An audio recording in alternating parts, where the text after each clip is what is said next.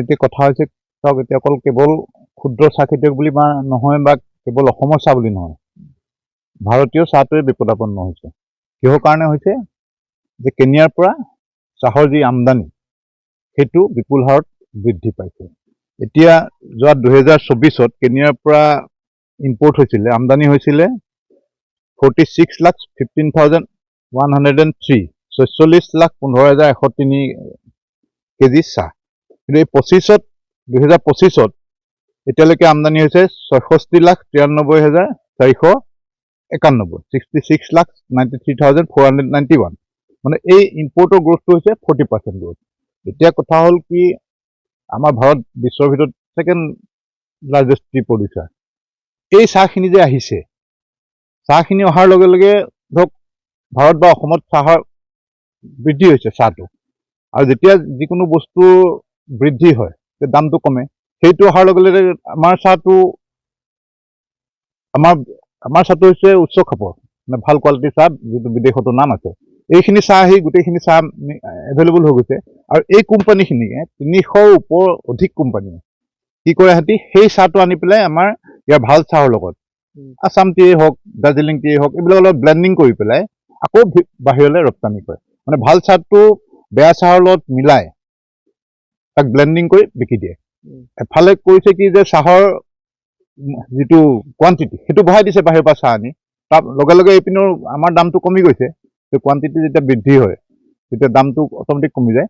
তাৰ পাছত আকৌ সিফালৰ পৰাতো কম দামত চাহ আনিছেই, আৰু ইয়াৰ চাহপাতো কম দামত কিনি ভেজাল কৰি পেলাই আকৌ বহুত বেছি দামত বিদেশলৈ ছাপ্লাই দিছে। এতিয়া মই সৰুকৈ বুজাই দিছোঁ, আমাৰ এখন যোগীবাৰী গাঁও, ইয়াত প্ৰত্যেক ঘৰ মানুহত চাহ বাগান আছে, 2 বিঘা 3 বিঘা 5 বিঘা 10 বিঘা এনেকৈ। গোটেই মূল অৰ্থনীতিটো ঘৰখনৰ সেই চাহ বাগানখিনি। তো এইখিনি নহ'লে এই মানুহখিনি নিগমে মৰিব। আৰু ওচৰতে আমাৰ চাহ বাগিচা আছে, শালমেৰা টি ষ্টেট, ডাঙৰ কোম্পানী। অকল যে ক্ষুদ্ৰ চাহ খেতি যে অনিষ্ট হৈছে নহয়, ডাঙৰ ডাঙৰ বাগানবিলাকো অনিষ্ট হৈছে। তেওঁলোকৰ লগত মই এটা ৰিচাৰ্চ কৰিছিলোঁ যে শালমেৰা বাগানৰ মেনেজাৰজনৰ লগত মোৰ যথেষ্ট ভাল লগ পাই থাকোঁ। তেখেতে মোক কৈছে যে যদি এইটো গতিত যদি যায় আমি লক আউট কৰি দিব লাগিব বাগান। তাত 1000তকৈ ওপৰ কৰ্মী এই শালমেৰা টি ষ্টেটত হৈছে। আমাৰ আকৌ ইয়াত 1000তকৈ বেছি মানুহ চাহৰ লগত জড়িত হৈ আছে। কাৰণ এই ট্ৰেণ্ডটো থাকিলে সেই 1000 চাহ শ্ৰমিকসকল ক'ত যাব? সেই বাগানখন যদি বন্ধ হৈ যায়, আমাৰ মানুহখিনি ক'ত যাব? 1000 মানুহখিনি কি কৰি খাব? সেই তেনেকৈ প্ৰত্যেকতে যিমান ডাঙৰ ফেক্টৰী হওক, আমাৰ ক্ষুদ্ৰ চাহ খেতিয়ক হওক, সকলো এফেক্ট হৈছে। আৰু ইয়াৰ মূল কাৰণ পাইছোঁগৈ কেনিয়ান টি। সেইকাৰণে সেই কেনিয়ান টিত মানে টেৰিফ নাই। মই চাপোজ আনিব খুজিছোঁ, মই কোনো শুল্ক দিব নালাগে। আজি ট্ৰাম্পে যেনেকৈ 50% ইণ্ডিয়ান বস্তু যদি কোনোবাই আমেৰিকালৈ পঠায়, 50% তাত ওপৰ দিব। যদি 1000 দামটো 1500 হৈ যাব।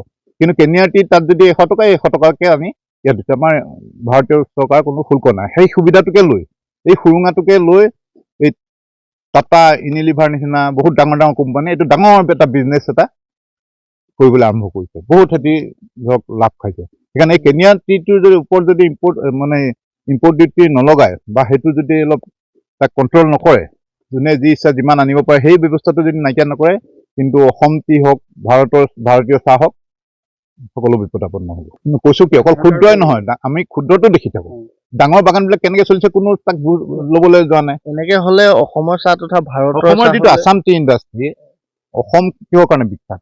চাহৰ কাৰণে বিখ্যাত। তাৰ পাছতে গড়ৰ কথাটো আহে। গড়ৰ কাৰণে বিখ্যাত, চাহৰ কাৰণে বিখ্যাত।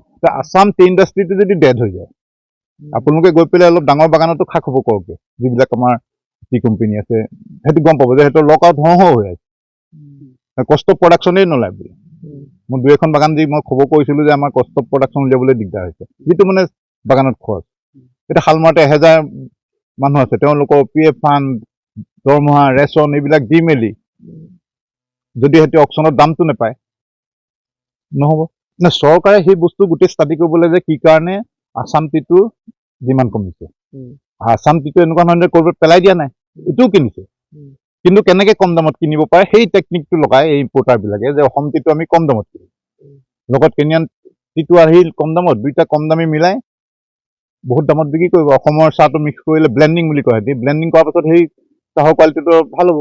ক'তোতো আমি এতিয়া কেনিয়াৰ পৰা কিমান 66 লাখ কেজি আহিছে ধৰক, আমিতো ক'তো পোৱা নাই তাত ষ্টিকাৰ যে কেনিয়াৰ টি।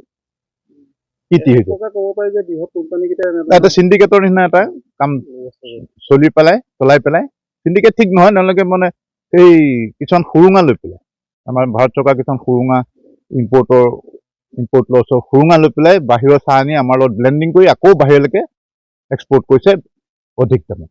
মুনাফাটো তাৰমানে তেওঁলোকে খাইছে। আছাম টি ইণ্ডাষ্ট্ৰীৰ যিটো ইমান লাখ লাখ মানুহ ইয়াৰ লগত জড়িত হৈ আছে, এইখিনিৰ মূৰত মাধমাৰ মাৰি এই কোম্পানীসকলে 300ৰ ওপৰ কোম্পানীয়ে ইম্পৰ্ট কৰে কেনিয়ান টিটো, সিহঁতি নিজে মুনাফা লুটিছে।